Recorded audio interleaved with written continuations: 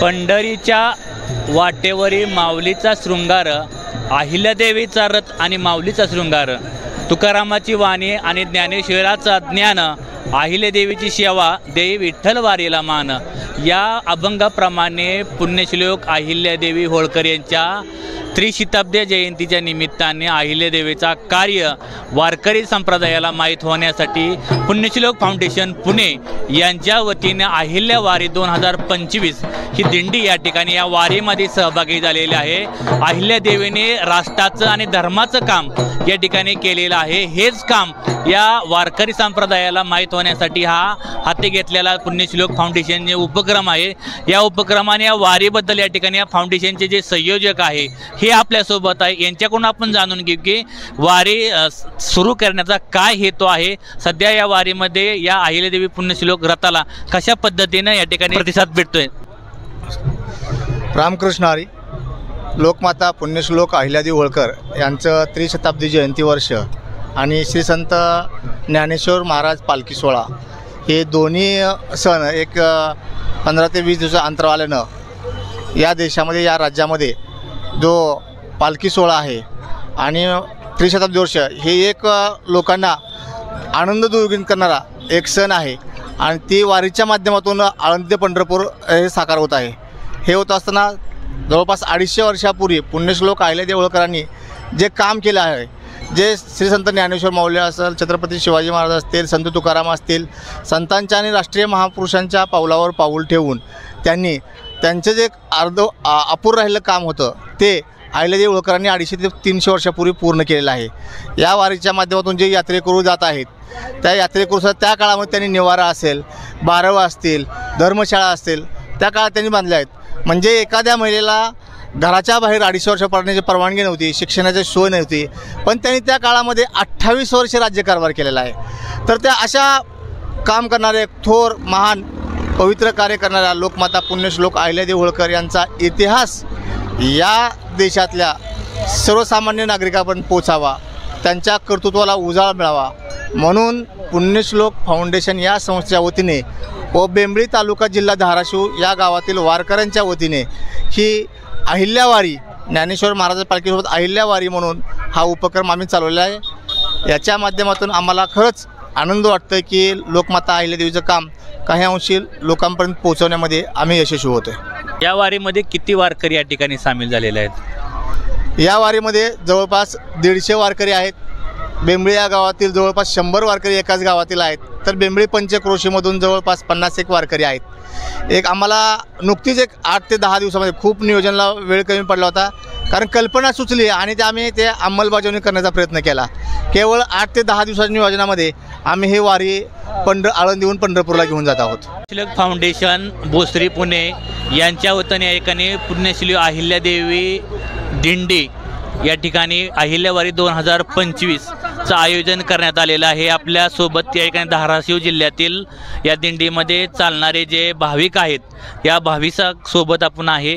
माऊली, किती वर्षापासून दिंडीत चालता, काय अनुभव आहे तुमचं? मी माझी वारी 14वी आहे आणि मला ह्या वारीत आल्यापासून आनंद झालेला आहे। मी ह्याच्यात आभारी आहे। गावाकडे कसं वातावरण आहे, पाऊस पाणी वगैरे आहे का?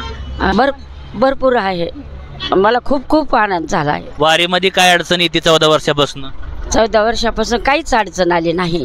खूप आनंद झाला आहे आणि आता ह्या वारीला पण चांगला आनंद वाटत आहे। शरीर साथ देतं आता तुम्हाला? हो, शरीर साथ देत आहे। काय व्याधी, किती वर्ष आहे? काय वय किती आहे? वय माझं 55 वय आहे। 55 वर्ष आहे। हो। तर असेच आपल्यासोबत काही वारकरी आहेत, आपण यांच्या माध्यमातून आज एका ठिकाणी या वारीमध्ये जे अभंग आहेत गवळणी सादर करतात, हे आपण आज गवळण वगैरे ऐकूया। गवळण यमुनेच्या तीरी काल पाहिला हरी हो, यमुनेच्या तीरी काल पाहिला हरी, वाजवतो बासरी काना वाजवी बासरी, काना वाजवी बासरी, काना वाजवी बासरी, काना वाजवी बासरी, यमुनेच्या तीरी काल पाहिला हरी हो, यमुनेच्या तीरी काल पाहिला हरी, काना वाजवतो बासरी काना वाजवी काना वाजवी बासरी काना वाजवी बासरी काना वाजवी बासरी सोळा गवळ्याच्या नारे चालल्या मथुरा बाजारे थोड्यानं फोडला गडा मारला खडा माझा फोडला गडा मी फेडील्या घागरी काना वाजवी बासरी काना वाजवी बासरी काना वाजवी बासरी काना वाजवी बासरी काल पाहिला हरे ओ यमुनेच्या तीरी काल पाहिला हरे काना वाजवतो बासरी काना वाजवी बासरी काना वाजवी बासरी काना वाजवी बासरी काना वाजवी बासरी बोले बाळ श्री हरी छेडू नको रे गोकुळ नगरी राधिकेच्या घरी काना पलंगावरी राधिकेच्या घरी काना पलंगावरी राधा झाली हो बावरी काना वाजवी बासरी काना वाजवी बासरी काना वाजवी बासरी काना वाजवी बासरी यमुनेच्या तीरी काल पाहिला हरी ओ यमुनेच्या तीरी काल पाहिला हरी काना वाजवतो बासरी काना वाजवी बासरी काना वाजवी बासरी काना वाजवी बासरी काना वाजवी बासरी यमुनेच्या तीरी काल पाहिला हरी ओ यमुनेच्या तीरी काल पाहिला हरी काना वाजवतो बासरी काना वाजवी बासरी काना वाजवी बासरी काना वाजवी बासरी काना वाजवी बासरी एका जनार्दनी गवळण राजा विनवी तुझला हरे मुकुंदा गवळ्याची नारकेला 16 शिंगार